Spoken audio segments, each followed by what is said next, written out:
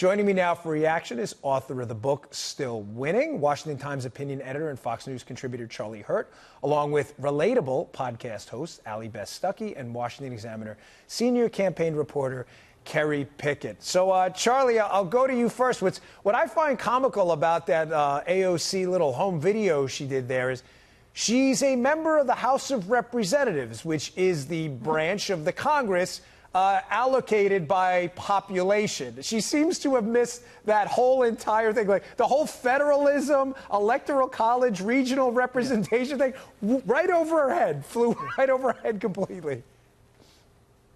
Yeah, and of course, the reason that's such a problem for us is the fact that the House of Representatives is, of course, the closest representation to the people. So for her to be ignorant on this is pretty disturbing. But I say to her, welcome to the discussion 200 years late. And of course, if she went back to a civics class, like in elementary school, and learned about this, she would learn that the whole point of this debate and the wisdom of our founders was to create a system that gave states enough power to balance out, to be a counterweight to the federal government. And when you look around at our country today and you look at all the problems with our government, the problems aren't in state governments usually. The problems are with the federal government. And if anything, what we need more of is more power given to those governments to act as a counterweight to the federal government. But all of that goes over her head, apparently. Yeah, Allie, she seems to have missed the civics class with, horizontal and vertical checks on power. How within, voting for the president, we didn't base it on the popular vote. We did an electoral college to preserve some sense of regional interest. There are farmers in Wisconsin and, as I said last night, citrus farmers in Florida who don't want to be voted out on a strict population direct democracy vote in their interest. She seems to have missed that entirely, yet she's one of the more prominent members of the U.S. Congress now, with one of the biggest Twitter followings. Well, she seems to miss a lot of classes, apparently civics class, economics class. You could probably go on.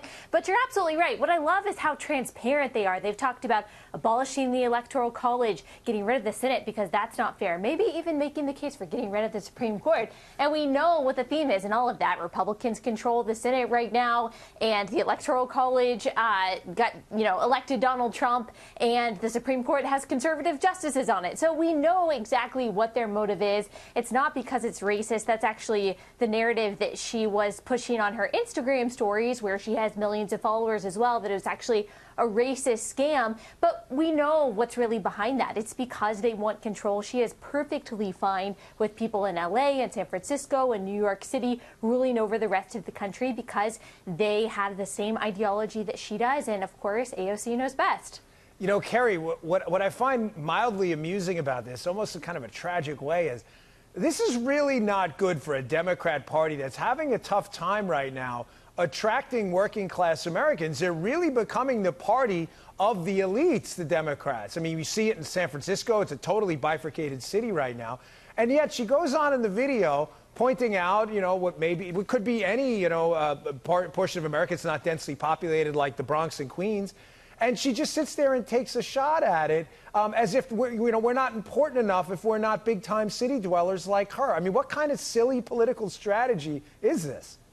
Absolutely, Dan. Think about this. You have Joe Biden as well as a number of other primary Democrats who are trying to pick up a number of voters all over the country. And here you have AOC, who is in her car saying, oh, the Electoral College, it is just not that fair. I mean, come on now. We here on these coastal states, we should be getting better representation. Now, keep in mind, this is sort of the cry of individuals who lost the last election. And, this isn't really unusual. This has been going on, believe it or not, since 1804. Nearly every single Congress has tried to reform the Electoral College since 1804. So this is how a loser cries, essentially.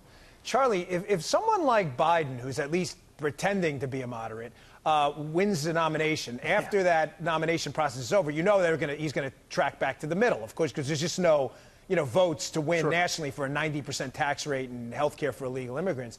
What does Biden do with AOC and the squad? I mean, how does he handle that? Does he distance himself from them? And if he does, if you're, I don't want to answer for you, but if he does, how does he then get that leftist base that's all excited about them to show up at the polls? Well, I think that you put your finger on something that I think is the most important story today, and that is that, yeah, it's obvious that Democrats like AOC are doing a lot to damage the party in the eyes of sort of a general election electorate. But my goodness, I think they're destroying their own Democratic base, because there are a lot of rank and file regular Democrat voters out there, and these are the people that you see registered in the polls favoring Joe Biden, who don't support. These are Democrats now. They're people who don't like Donald Trump, and they can give you legitimate reasons for not liking him. And hint, they have nothing to do with Russia or racism. They have to do with other policy positions.